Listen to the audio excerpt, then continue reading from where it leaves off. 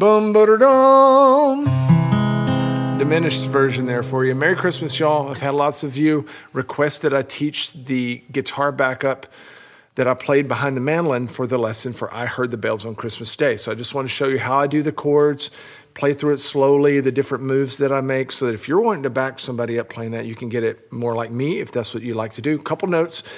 If you haven't looked at that mandolin lesson yet, go check that out. If you're watching on YouTube, I'll put it in the description.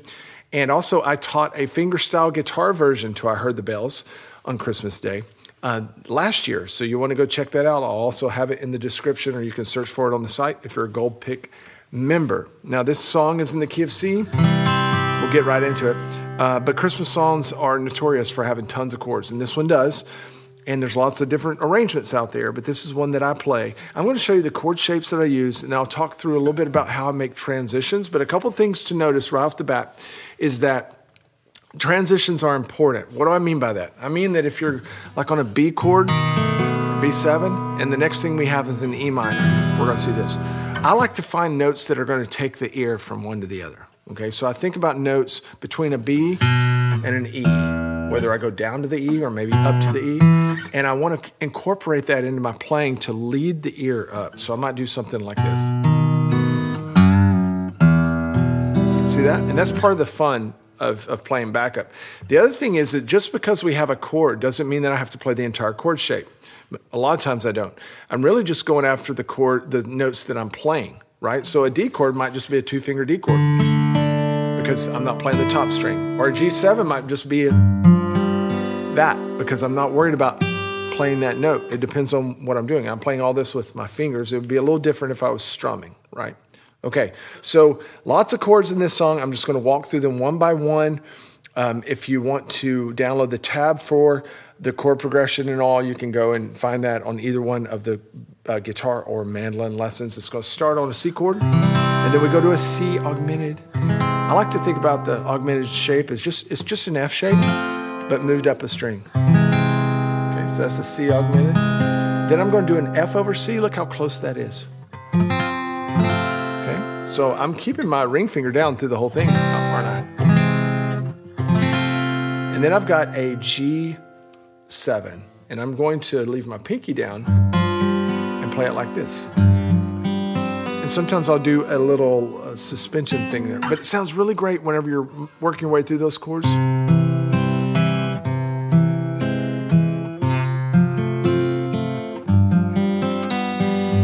Isn't that pretty?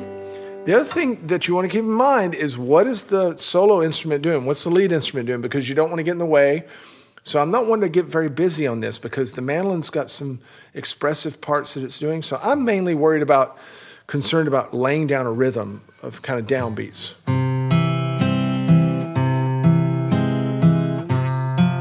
And then every once in a while I'll throw some eighth notes in. So.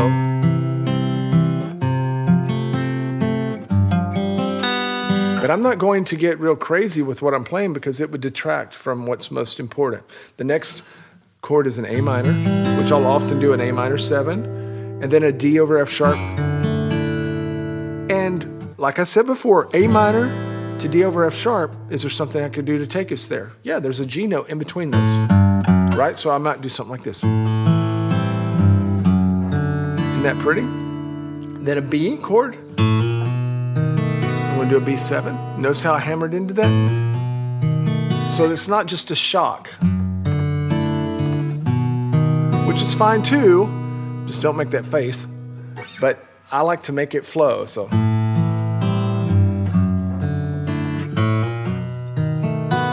Then E minor. And I love doing that. Into D minor, G over B. Another little hammer on. To E diminished, which technically would be this. But I think what I actually played in there was an E minor 7 flat 6. Just one fret difference between those two chords, but both would work. That chord, whereas an E diminished would be 2, 3, 2, 3. I'm doing 2, 3, 3, 3. Okay? And it's really pretty too. Into an A, which I'll often do A7, sing. It works in this. And then we have a measure where it gets, chords move fast. It goes D minor, E minor, D minor, A7, back and forth. So I'm going to jump up because the melody is going. So I'm going to mimic that by going up and grabbing my chord positions up here. So there's D minor, that's 5, 6, 7. Come down to an E minor shape, 3, 5, 4. And down then to a D minor, same shape, and then to an A7. Okay? But the trick is I'm going to let the bass notes change. So for a D minor, I'll use the D bass note. Move down to E minor, E bass note. Slide down to another D minor, D note, and then A note.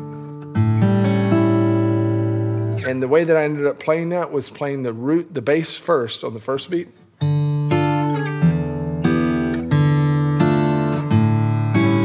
Alternating, which I thought was really pretty. Okay. Then I've got a D over F sharp, and then G over B, which I think I turned. Yeah, I did like a G over B with a 7. We did a little pause. I'm just going to play through those real quick because then we'll have some repeating going on. But C, C augmented, F over C, G7, A minor, down to D over B sharp or F sharp, up to B7, to E minor, D minor, G over B, that E minor 7 flat 6, and then I like to play an A7 here. And then in the arrangement, I slid up to give it a little preview to get myself into this shape, but D minor, E minor, D minor, A7, and then my thumb's already there for D over F sharp, into a B7. Now, pressing on, we get a lot of repetition. We do another C into another C augmented, another, that whole move, into A minor, D over F sharp. It's all the same. So I don't think I did anything different. I do that E minor 7, flat 6. And then the difference comes in those fast chords at the end. Instead of D minor, E minor, D minor, A7, it goes D minor into A7. So I'm in 3, 5, 6, into D minor, into D7. And I'm doing it over an F sharp. And then G7. Okay, so I'll play the second half of it. C augmented, F over C, A minor into D over F sharp, into B, E minor,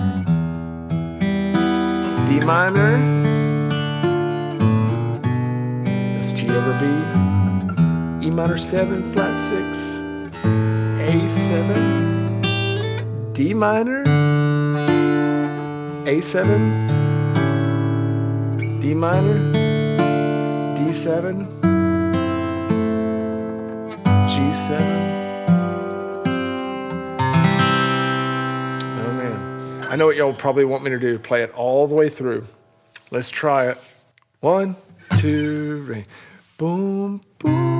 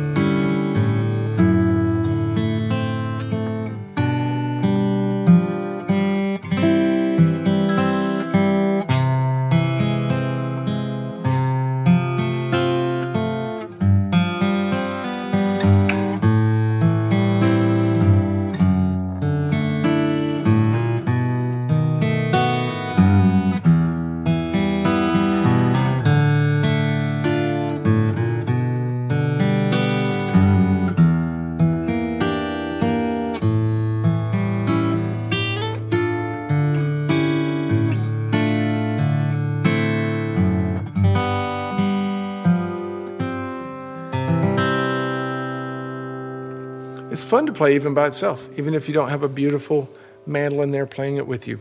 Hope that was helpful for you. Merry Christmas.